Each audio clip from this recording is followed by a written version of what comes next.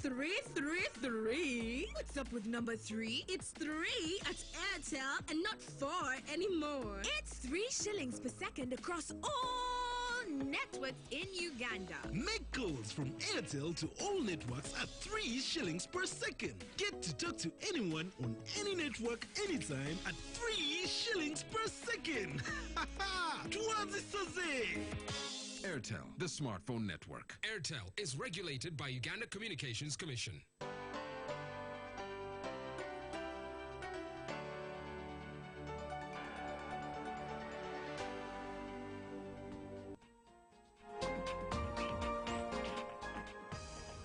Up next on UBC, brought to you by Airtel, the smartphone network.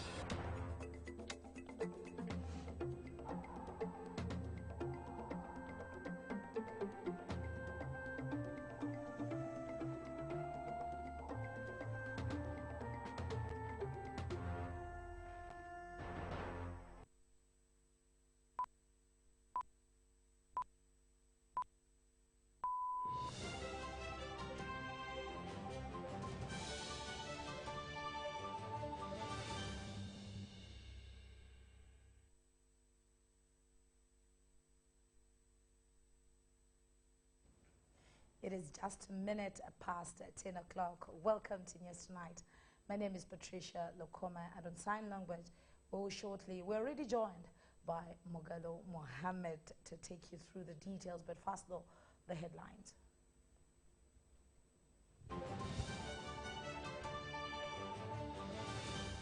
President Museveni lauds Makerere on integrated education. Commonwealth delegates pay tribute to Uganda matters. Performing judicial officers are rewarded. And in sports, Chireka Panthers a stretch lead in Chess League.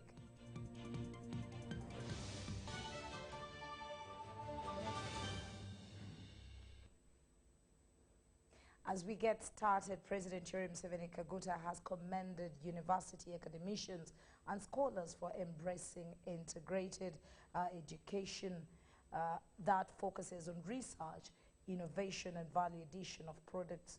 The president was Wednesday afternoon speaking at the inaugural launch of Makerere University Agricultural Week at Freedom Square in Makerere University. Mr. Museveni, who toured various exhibitions showcasing several value addition agricultural products and innovations, hailed the scholars for being inquisitive and thinking right to develop the nation.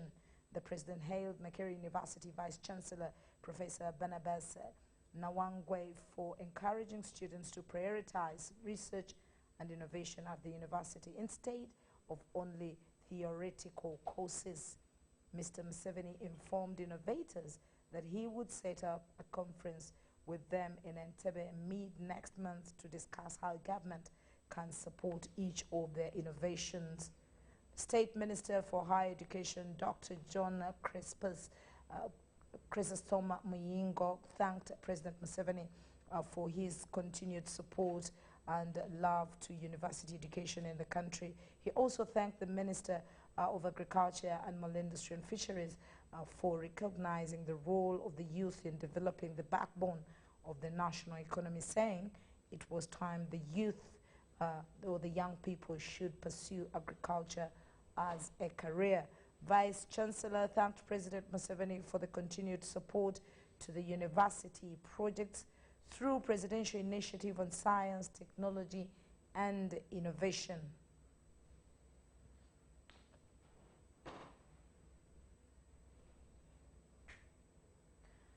Still with the Presidential Press Unit, President Yoweri Museveni has commended the government of China for supporting Uganda in infrastructure development, including the railway, transport, electricity generation, road construction, and telecommunications, among others. The president made these remarks last evening at the celebrations that were marking the 70th anniversary of the founding of People's Republic of China at Hotel Africana in Kampala. And it is still growing. So, we must congratulate the communists of China for the three things. First, liberating their country. Secondly, supporting us. But thirdly, also skillfully building their economy.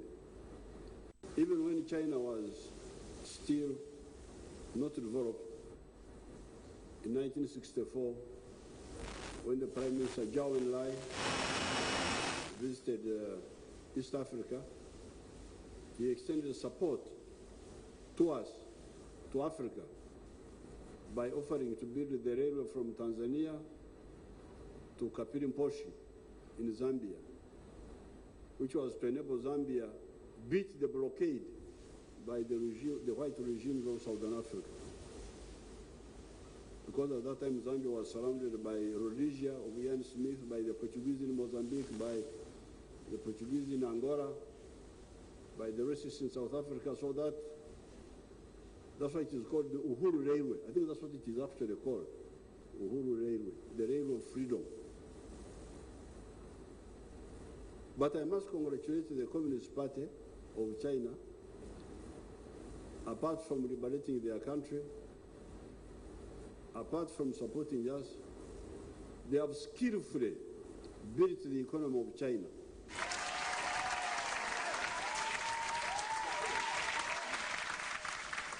Which showcases the satisfaction of the two heads of state in the development of our bilateral relations. More importantly, it exhibits the firm commitment from both sides to further deepening of our cooperation in the future. At present, China-Uganda relations are marked with continuously enhanced political mutual trust, fruitful results in practical cooperation, and close people-to-people exchange and cooperation.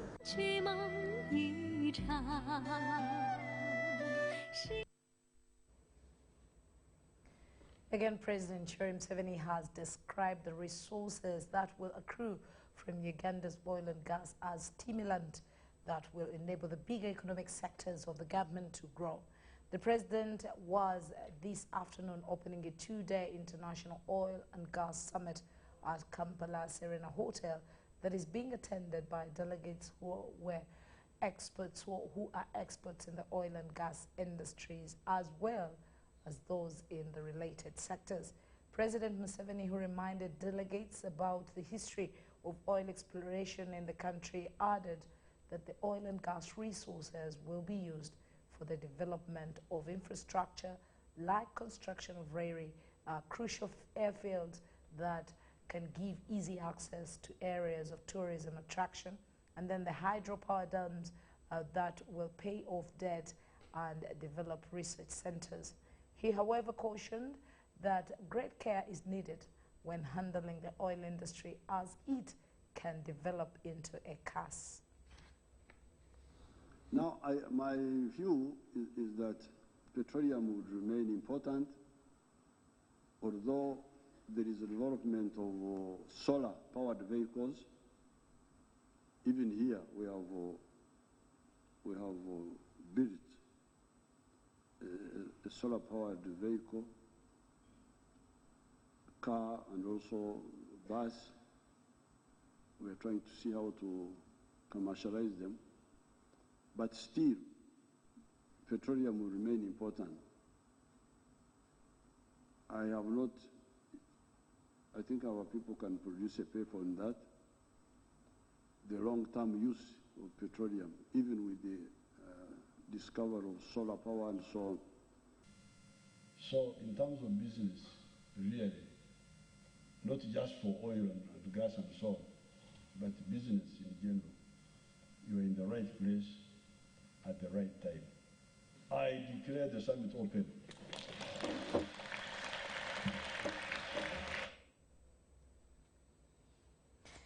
Now, Commonwealth delegates have confirmed that Uganda is indeed not only a pearl of Africa, but also a godly nation. This was after touring Namugongo Mata's shrine as part of the activities during their week-long stay for the Commonwealth Parliamentary Conference that officially gets underway Thursday at the Commonwealth Resort in Munyonyo, as we hear more. The delegates in Uganda for the 64th Commonwealth Parliamentary Conference have paid glowing tribute to the Ugandan matters at the Catholic shrine, Namugongo.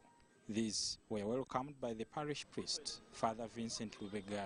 On this ground where you are standing, we have had 3 saints who have passed through this door walking as we are walking. They went in to pray, and because of the graces they received from this shrine, they are now saints. A word of prayer within the basilica ushered them into the tour of the shrine grounds, including the altar. That heart depicts the African heart, traditional heart, and that's the place we use as the altar on the 3rd of June. We also use it during the course of the week. Delegates were deeply inspired by the faith of the 45 young men who converted to Christianity between 1885 and 1887 to the annoyance of the then Kabaka Mwanga II of Buganda. When you look at the Uganda martyrs who sacrificed their life for Christ, as leaders, we need to sacrifice our lives to our people whom we serve. It's a sign of service. For me, that is an example of the courage that we need to live in accordance and in alignment with our convictions and in alignment with our values. And it is for the continent of Africa, that is the example and the lesson, that we should not abandon our faith. From my impression, after narrating to them the story of the Uganda martyrs and the important bits about this place and how much it has touched the people's faith, they have agreed that they have gone back changed, renewed in their faith, especially those who are Catholics and Christians, and those from other faiths. Later, the delegates toured Uganda Matters University and planted trees as a climate change mitigation gesture. But you must know that the dreams of all member countries of the Commonwealth are in those trees, the same way that your dreams and visions are there. But above all, the dreams and ideals of a united, developed, prosperous Africa must be planted once more. The Vice President, Edward Kwanuka Sekandi, welcomed the guests at the Equator, situated in Kayabwe, along Masaka Kampala Road.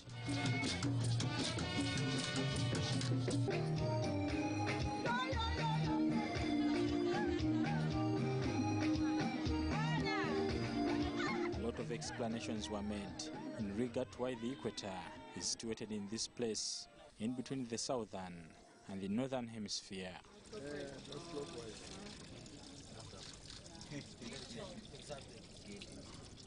I think honorable members have seen the direction has changed. Southern was anti, northern is clockwise. The 64th conference themed adoption, engagement and evolution of parliaments in a rapidly changing Commonwealth attracted 1,200 delegates from former colonies and territories of the British, with up to 20 speakers and deputy speakers of the national and provincial parliaments in attendance. Bernard Yiga, Ubc TV, Nimpiji.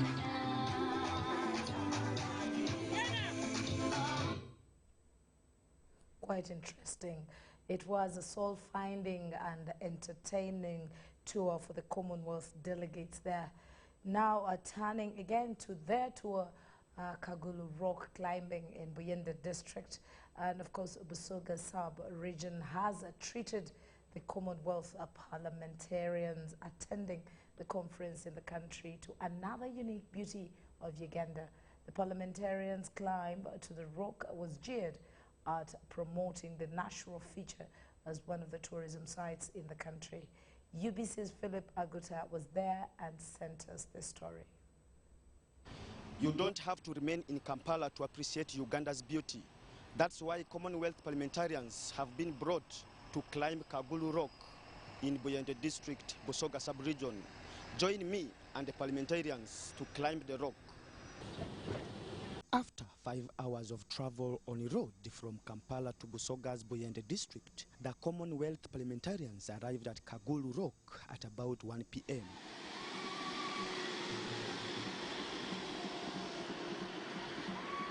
Courageous legislators embarked on the rock climbing with the help of the guides and some common user facilities. Go, yeah! You're done. It started as an exciting journey, but due to the steep slopes, it became a hard task, leaving the legislators panting. Another member of parliament. It was so interesting, though I didn't know that I would make it, but finally I'm here. Thanks to the fascinating features of the rock, the MPs who started the journey were compelled to make it to the top of the rock, although it took most of them between 1 hour to 2 hours to reach the apex. My name is Zwakele Mnwango from South Africa. I'm a member of parliament. I'm enjoying this ride, and I think it's very interesting. And also, these mountains are part of our history as Africa. So it was very important for me to come and climb it. You know, encourage all Africans to experience climbing this mountain because it gives you exactly the same. It is my first experience in Africa and totally pleased. The vegetation here, the fauna, the flora is great, and no, really but what touches me the most is the generosity and the reception. I'm from Canada. I'm a member of Provincial Parliament for the province of Ontario. It's been incredible. I love the incredible friendliness. Winston Churchill once said that Uganda is the pearl of Africa, and he was fully right. It's so enchanting. The people are incredible, and they helped us every step on the way of this climb that we just did. It's been a great experience. The Commonwealth MPs were also joined by Ugandan legislators. We have done this because we want to promote Kagulu Hill as one of the tourist sites in Uganda, because we have tended only to limit ourselves to the national parks for the animals, but there are also other tourist attractions, like we have seen this Kagulu Hill here. There's a one in Teso also called Nyeri Rock Paintings. We should be able to promote those things and let the people see the scenery. You can see how wonderful here, because across there you can also see those hills across there. That's where Kasilo is. When you look at this side, you see how vast the land is, so everybody is mesmerized. So this is in an attempt to promote this area. The Busoga Kingdom officials commended the initiative of taking global leaders to the rock. As the Minister of Tourism in the Kingdom of Busoga, this is one of my key tourist attraction sites in Busoga, and second is Source of the Nile. Historically, Kagulu Rock is believed to be the first settlement of Busoga royals after crossing Lake Choga from Bunyoro Kingdom in 17th century. Its height is 3,600 feet above sea level, and when one is on top of it, is able to view Lake Choga and all the regions of the country. For UBC TV News, I am Philip Aguta in Busoga sub-region. Now, in the Commonwealth, in the area of climate change, the Commonwealth Parliamentary Delegation on Climate Change, together with Parliamentary Committee on Natural Resources, is set to discuss strategies in which rare tree species can be conserved. Due to an increased depletion of these tree species, CPC intends to come up with strategies of giving monetary rewards to whoever has an acre of mivule, shea nut, and tamarind trees, as we hear more. Tamarind, muvula, and shea nut tree are some of the valuable tree species facing fast extinction as demand for charcoal and timber shoots up. The increasing loss of such valuable tree species has not only caused poverty, but also posed a threat to the climate change. Known for cholesterol-free oil and good timber, shea nut and muvule tree respectively have a gestation period of 100 to 200 years. Despite their varied value, the trees have been targeted by charcoal burners and lumberjacks, something that has posed a challenge to the environment. Because the women who are getting a livelihood or an income out of these trees know the value. That's why for them they pick the seeds rather than cutting it down. But the men who are looking for quick money, they think of cutting it down to get charcoal. Okay, the initiative is about mitigating the impact of climate change, which is as a result of global warming, and which is causing a lot of havoc to our country in different respects. So we are hoping that by planting these trees, at least somehow in the future, the dangers that we are facing now will be somehow minimized or mitigated. In a bid to restore the endangered tree species, the Commonwealth Parliamentary Forum on Climate Change is considering to change the awareness strategy and putting in place policies that focus on multiplication of the rare tree species across the world. Over 3,000 trees have been planted across the country, with the launch held at Gaba PTC. Tomorrow, people who are going to have shea nut tree species and these other tree species on their compound will be paid for having a tree like this, because your tree is helping to absorb the carbon dioxide that is produced, or the carbon emissions that is being produced, that is destroying the ozone layer. They have a very big meaning. You plant here, then your next generation will get the benefit. It's one thing. Another thing is, plant the tree is good for us, for healthy environment. Last week, Parliament of Uganda moved a motion to have a budget allocated purposely for tree planting and conservation of endangered species. I think we now need to put our feet down. I'm very happy with the motion that was passed on Thursday. The Speaker herself made amendments to that motion and brought on board recommendations such as veiling or ring fencing some resources. The people who deal in the charcoal business are actually trying to manipulate the owners of these trees. In the same tour, delegates visited the former torture chambers of late Idi Amin Dada Bulange, where he's said to have killed over 1,000 people during his reign. Welcomed by Katikiro of Buganda, Charles Peter Maiga, delegates appreciated Uganda's rich culture and the rich norms.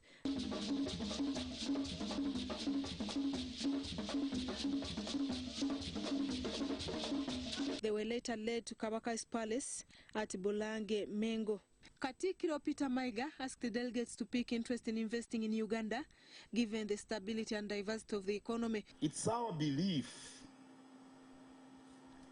that the Westminster model shouldn't be a replacement for our traditional systems. It is my duty to tell them to come to Uganda and invest in your country. And definitely, I will tell them after going to India. Delegates through guided tours also visited Namirembe Cathedral, Lubaga Cathedral, and Old Kampala Mosque, among others. The 64th Commonwealth Conference hosted by Uganda is the second of its time, after 52 years later. Susan Naong and Idris Lukwago reporting for Ubc TV.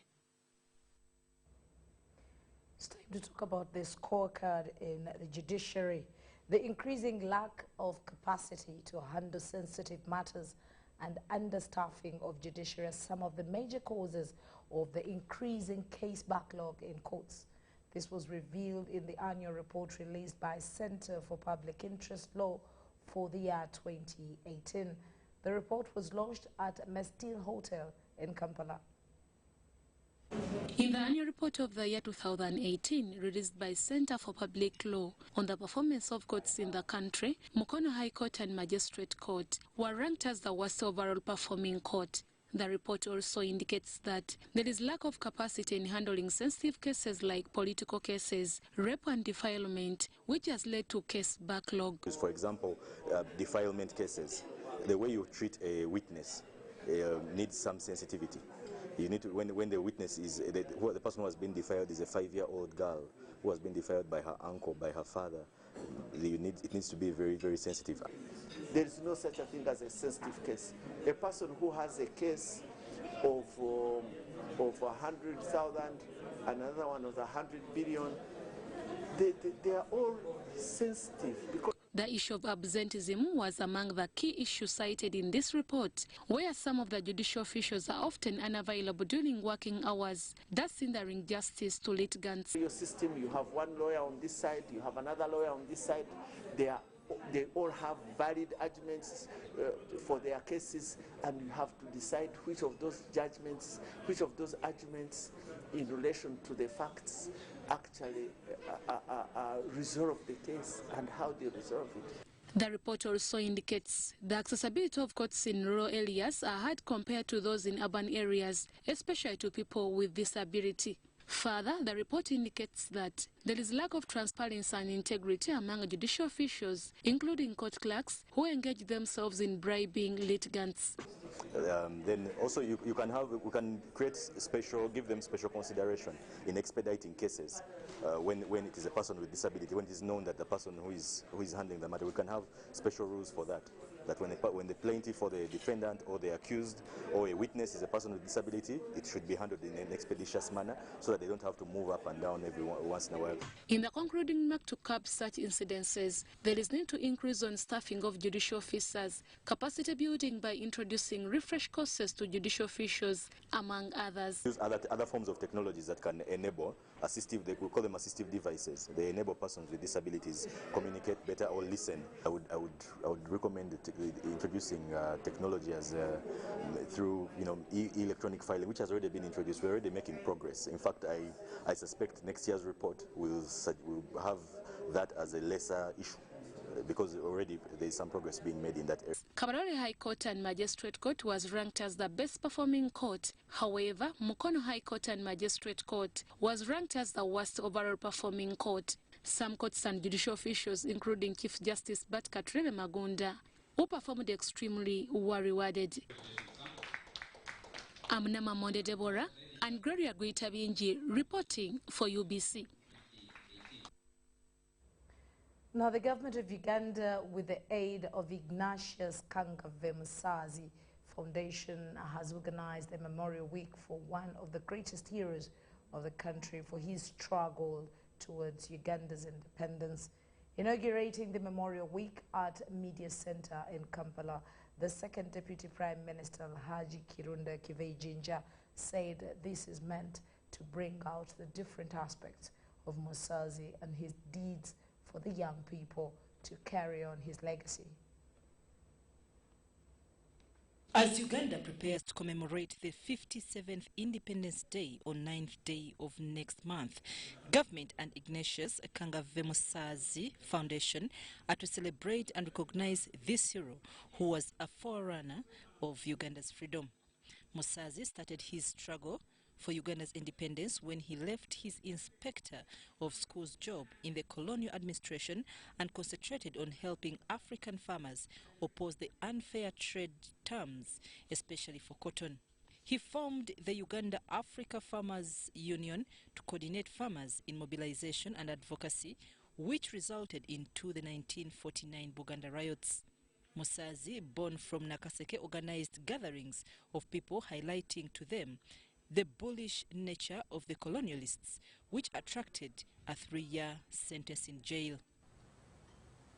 Whenever there is a discontent, you organize a demonstration. So, there was he organized a demonstration, the first ever since the British took over control of Uganda. And the police station was at the present Bank of Uganda, where it is situated. Now, they got very much jittered, and the policemen released the guns and killed one of his comrades. During his struggle, Musazi led various demonstrations against colonial rule. He was arrested for over 37 times as he fought for freedom, equality, human rights, and dignity. Then he reasoned that when you organize anything, a trade union, to improve your conditions, you are imprisoned. When you fight for your to process for a better price of your crops, you are imprisoned. Now, I think the only strategy is let's form a party so that we get rid of these all Europeans, so that we can plan our own life. So he founded the Uganda National Congress. Ignatius Kangave Musazi's Memorial Week is organized under the theme, Keeping Musazi's Legacy Alive, Growing Patriotism in the Youth. Examples preserved in your country. There's a tendency, because the youth are not wrong, because they are taught by their mothers even how to talk. So their experience is limited unless these things are brought up, and unfortunately they are not even part of our curriculum. The week will include fundraising for an institute to be named and managed in memory of I.K. Musazi.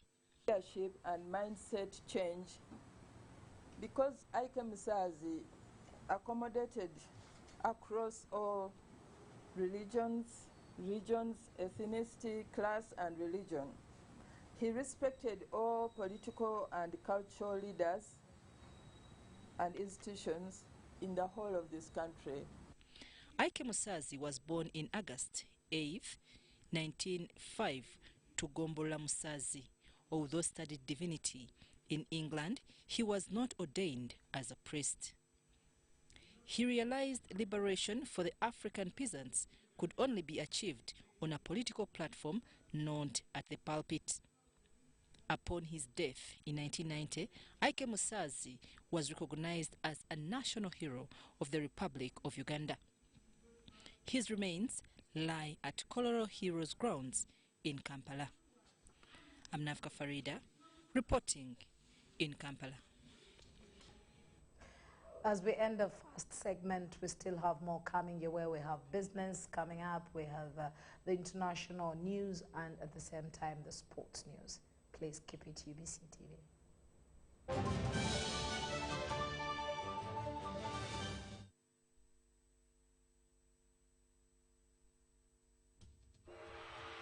Ladies and gentlemen, welcome to the Pain Arena. Introducing on the right corner, Mr. Action, the reigning heavyweight champion in the ring against the Headache, the #1 contender. And the bell rings. Headache charges forward with a steady right and a left hook. Action dodges. He misses out with an inch. Wait a minute. Mr. Action launches back with a kick. The final blow. He is out.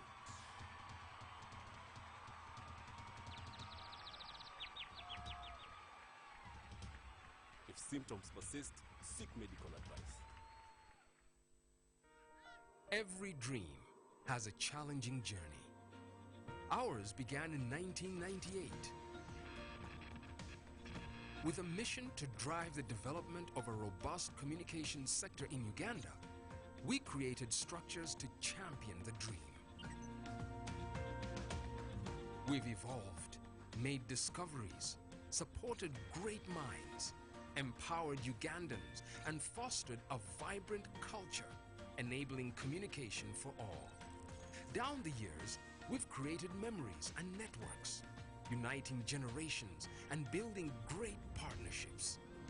Together, we can go even further. UCC, celebrating 20 years of achievements. Have you completed Senior 4 or Senior 6 and you want to do a 2-year certificate or a diploma course? Makerere Institute for Social Development, an affiliate to Makerere Business School, offers programs in accounting and finance, business administration, procurement and supplies management, social work and social administration, information technology, counseling and guidance, human resource, project planning and management, journalism, secretarial studies, and many others. We are located on Sa Apollo Kegwa Road, next to Oilcom Petrol Station, with a UBTEP center number. Does heartburn stop you from eating the things you love? Eating too fast, alcohol or spicy food can trigger acidity, heartburn, indigestion or flatulence. Your best bet is Better Cool. Bettercool works fast to relieve acidity, heartburn, and indigestion. Trust Bettercool. Enjoy life. If symptoms persist, seek medical advice.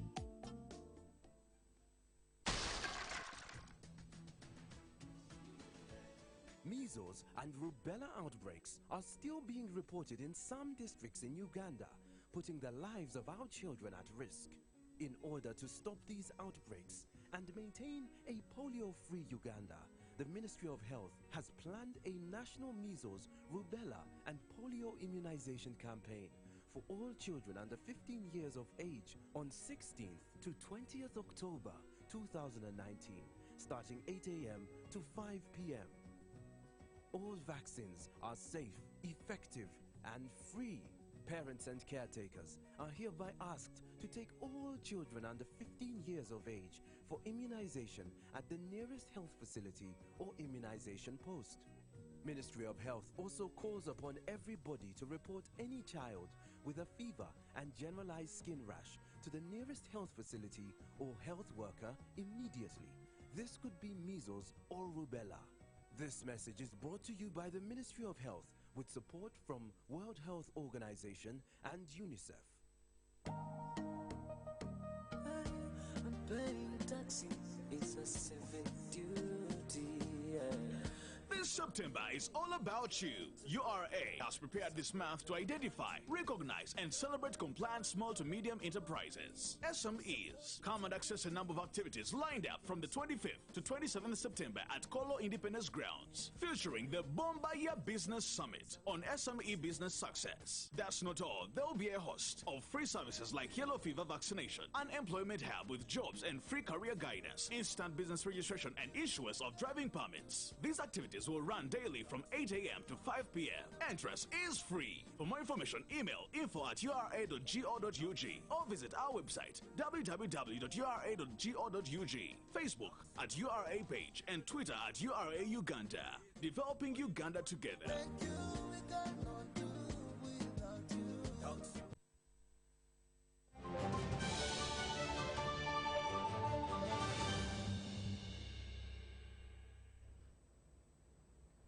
Welcome back from that short break.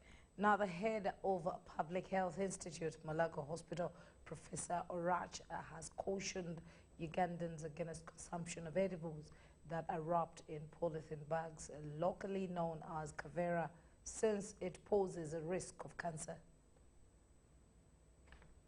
Scientists have warned the public against wrapping hot substances, including drinks and food, in polythene bags before consumption, since it predisposes people to cancer. The danger is in where you have these containers, these thin papers being used for cooking food, and they melt and they get chemically active and they interact with the chemical substances in our food and so on. That is when it gets to our body system. That's where the cancerous development takes place. The head of the Institute of Public Health at Mulago Medical School, Professor Orach, further asked women who wrap family food like rice and matoke in polythene bags before steaming to stop the act, since the practice is medically deemed dangerous to life. Extremely dangerous. Hot, heated. The kavera melts there. So you eat it, the body accumulates the amount of the hydrocarbons. That stuff, it accumulates in the body. That should be prohibited.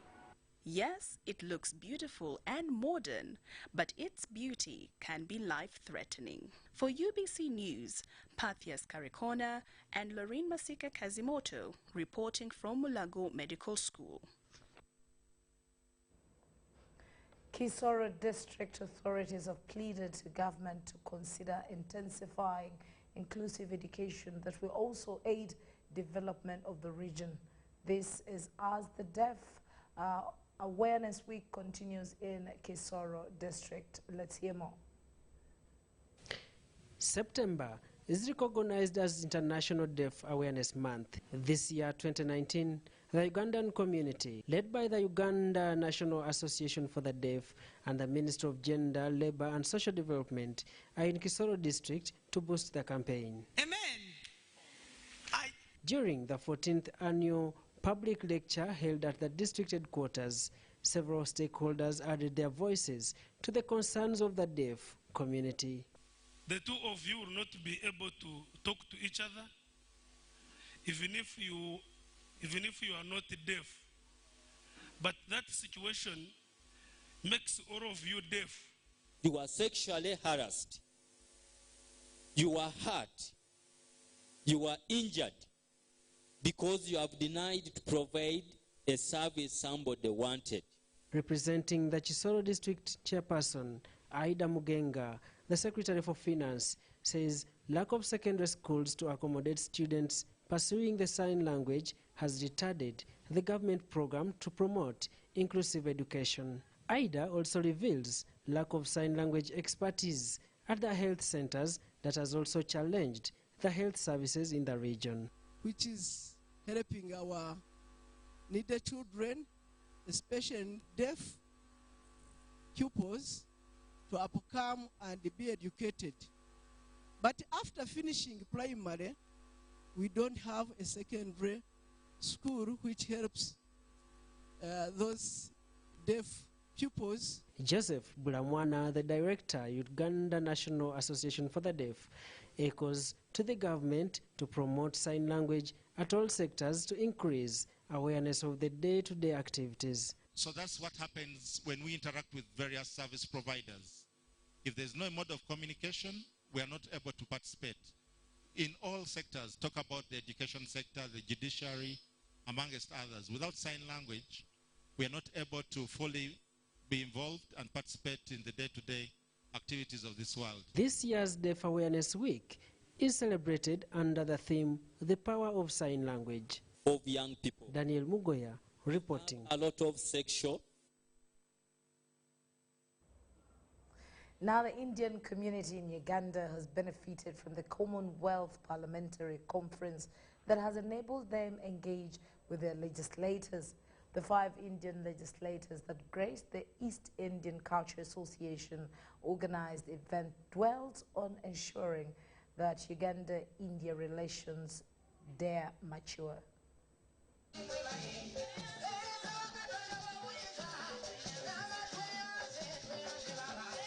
Uganda and India have for many years worked closely, not only on the socio-economic front, but also in politics.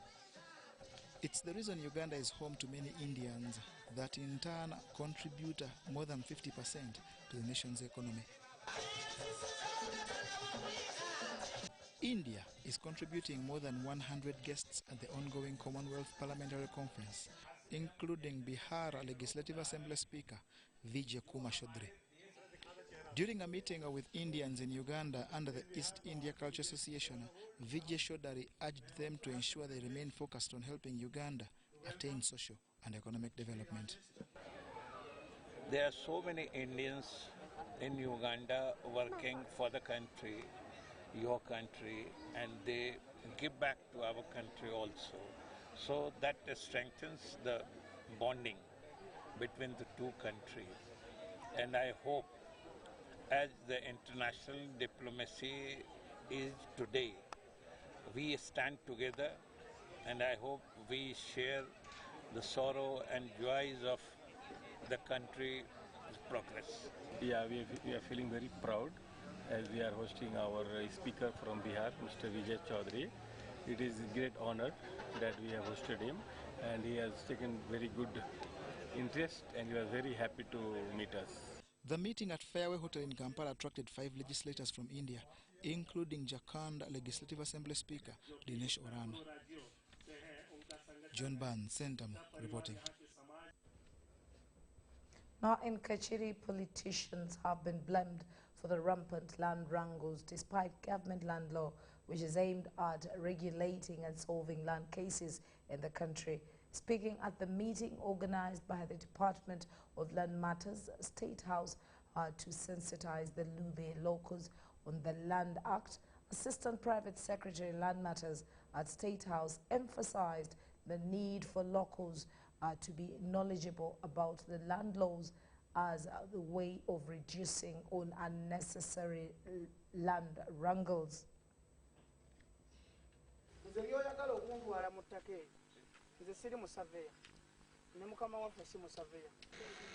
Partly handled, but one thing is you have to get a surveyor to identify the land that belongs to Job and that belongs to other people. For that matter, we are going to send a surveyor, we are going to appoint a surveyor who will come and do that subdivision. Otherwise the matter is still possible. But I've left them with one message: the status quo must remain.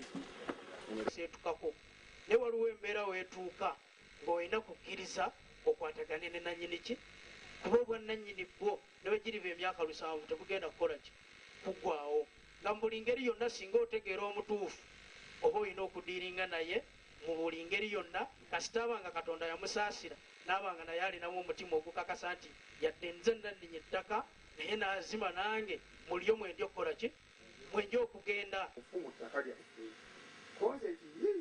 waliwo mumaze emyaka nze enjaga egigenda mu 3 mwemeka oŋŋaano otanga nekitange agalamidde wali ko omukyala Jovi yati ate eddirisa n'oŋŋamba nga temuli malaala ate nga mulimu ebijja ne mugamba baakufeera ne bakwata essimu kyera ezo ssimu ezolooza taaki tunakusooka n'okugiraba kaakati taata wange bwe yagenda okufa era nga tetumanyi nnaalinnya.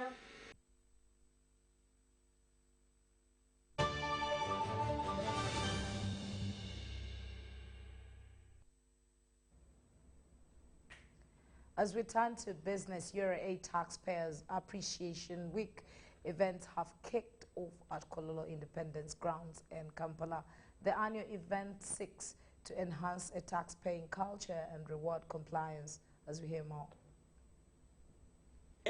The Taxpayer Appreciation, an initiative by the Revenue Authority, gives the public opportunity to access various services in addition to rewarding compliance. We are aware that some of the pains that SMEs and other taxpayers go through is complexity of tax laws, and therefore we continue to work hand in hand with the Ministry of Finance to see how our tax policies and tax laws can be simplified and enabling for our taxpayers to be compliant.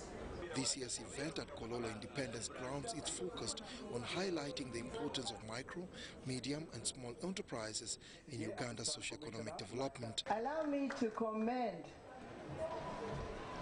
our URA for the efforts it has put in improving on its relationship with SMEs. I remember in the past, SMEs used to run away from Revenue Authority. I remember in the past, SMEs used to shy away from registering their businesses because of tax.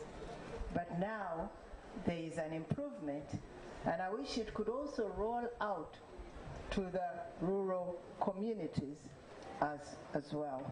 With all government ministries, departments and agencies located at one place, the public has a lot to gain. Whoever is coming to the NADS tent, number one, they should know that farming is a business, that you can do farming as a business. Farming can be done as an SME, and it can even grow big into a very large enterprise. So we give information on agribusiness. The event also features exhibitions, health camps, business-to-business networking opportunities, and national ID and tax identification number registration, among others. Dennis Ikoa for UBC Business. Now, city businessman Francis Drake Lubega has been sentenced to pay a 60 million shillings court fine for manufacturing substandard plastic packaging bags.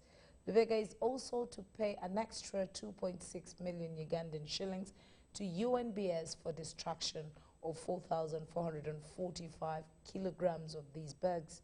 Lubega spent a night at Luzira prison, having struck a plea bargain deal with UNBS officials to plead guilty to 2 counts, a manufacture of non-conforming plastic packaging bags and making a false representation of a UNBS logo on a substandard product. In exchange, to a non-custodial sentence.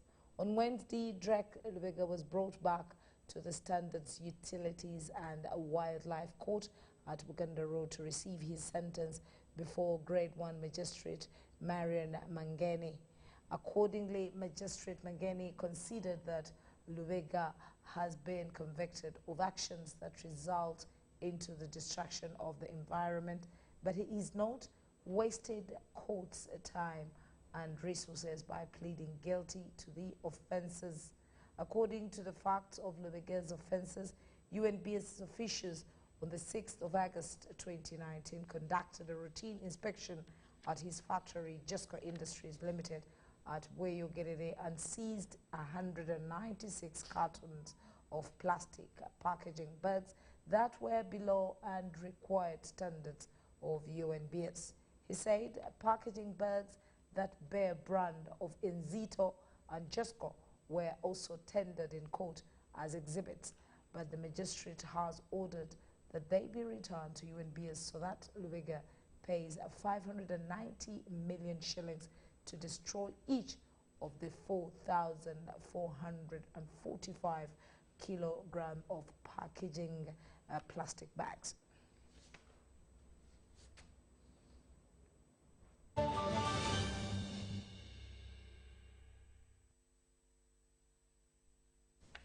As we cross over to China, China has opened a vast multi-billion-dollar airport in the country's capital in the run-up to a major political anniversary with an investment of 450 billion yuan, which is about 63.3 billion US dollars.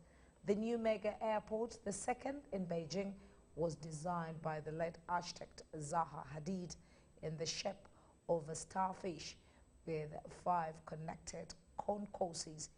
It is said to be the world's largest single-building airport terminal at 700,000 square meters with 4 runways. It is also expected to be able to handle about 72 million passengers a year by 2025. And by 2040, the airport is expected to expand to 8 runways and accommodate 100 million passengers a year.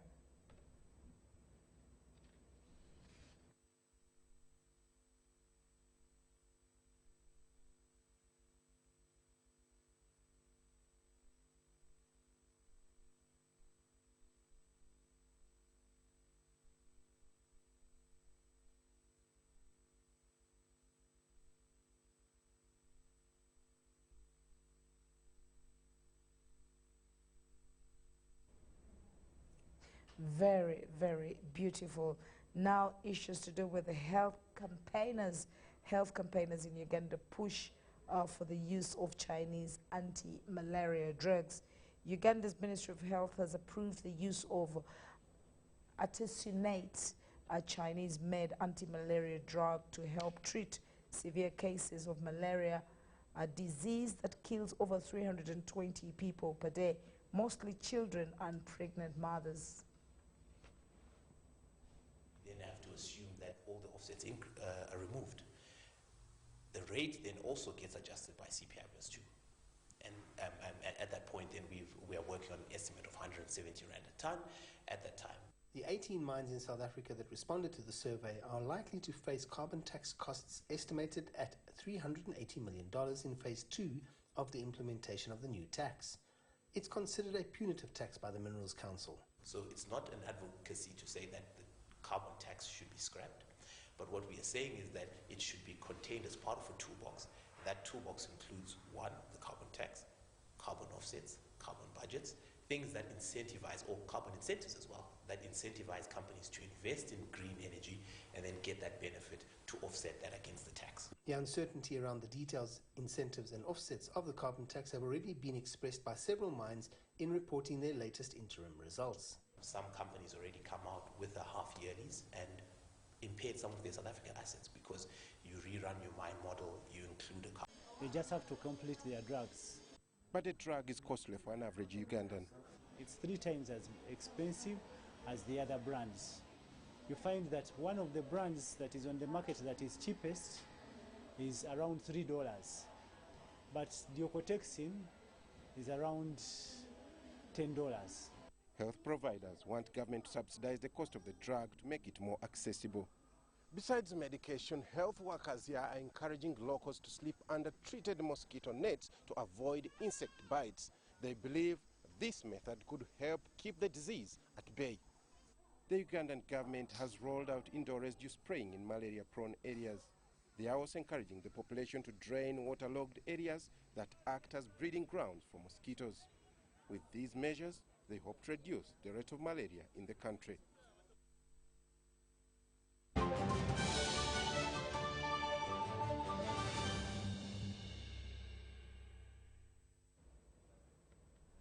As we turn to sports, Uganda Olympic Committee President William Blake has said that the Uganda Olympic will continue in its role to improve sports personalities' abilities through various avenues.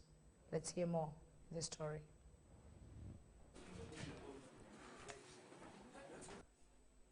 The project is linked to 7 thematic areas including advocacy, inclusion, life skills, education, health, social cohesion, and environmental protection. Athletics for Development uses basic running, jumping, and throwing and local games to promote sustainable development. Innovative way of introducing sport at a very basic level, taking into consideration the SDGs. The IOC has Agenda 2020, which also oversees the Sustainable Development Goals of the UN. And this is very, very important because it will give you the basics that you can also take to your national federations. In another development, the Uganda Olympic Committee has rewarded Twaha Odua and Aisha Vyakatonda for excellent performances at the 2018 Ibambaye and WADA Scholarship Program. This money is for scholaristic materials, is to help them in school, and it should be able to help them with fees and whatever it is. So I expect this money to be used in the schools for the young athletes. This project involves both physical and intellectual activity at the Francis Were Olymp Africa Youth Center in Busia and attracted 20 participants in various gigs. I'll make sure that this money is used in the right order, like paying my school fees and buying some plastic materials. The project also targets educating on dangers of banned substances, testing knowledge of Olympic values, promotion of computer literacy, and identifying best sports for the youth. John Barnes, Sendam, reporting. And in chess, Chireka Panthers Chess Club is closing in on the 2019 National Chess League after a 4-1 victory over Lueza Kings in round 10. In the game played at Nob View Hotel in Tinda, Chireka Panthers got results following both wins by Rajab Kamoga, Paul Kafuko, Alon Kanabi, and Penina Nakabo. Only Farouk Fauzia's defeat of Haruna Subga failed Chireka Panthers a clean sweep, but nonetheless didn't halt its march atop the standings where they sit pretty on 27 points. Panthers are just 2 points above Chireka, whose 4-1 defeat of Makerere University garnered them about 25 points with just 4 rounds to play. And then the top 5 in the Premier Bet sponsored league is completed by Malago's Kings, DMARC and Makerere University.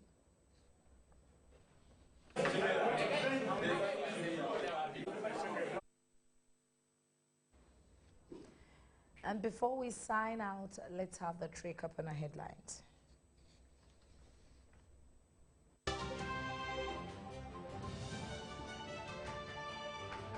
In our top stories, President Museveni lauds Makerere on integrated education.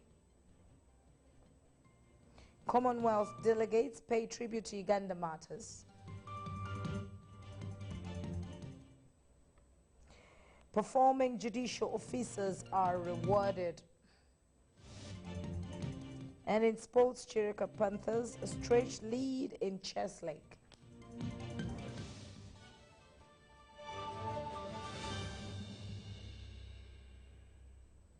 My name is Patricia Lukoma on sign language. We're joined by Mugalu Mohammed.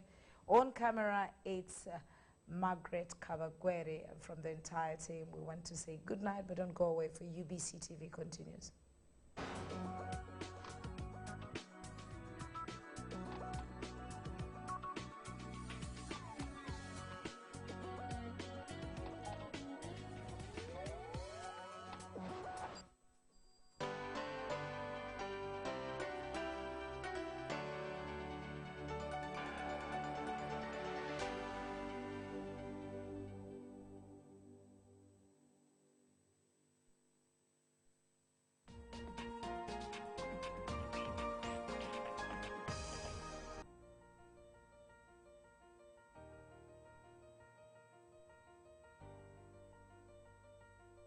I have a very special gentleman. He's a model that chose another different path, and that's film. He's a director, an actor, and a producer. I call him a triple threat. This weekend, on Chilling, producer and director of the movie Country of Men, premiering in October, Evan Kavma gets a rare experience of true African indulgence that blesses the body and soul at the award-winning Hammam Spa and Salon. We are going to do quite a lot of things, but at the moment we are going to do the body scrub. Okay. Body scrub will make him feel nice, feel smooth, feel energetic, and some good blood circulation. Every time you have a good outfit on you and then you walk on the runway, you can hear those screams that I can't scream. And your face has to stay you have to stay focused.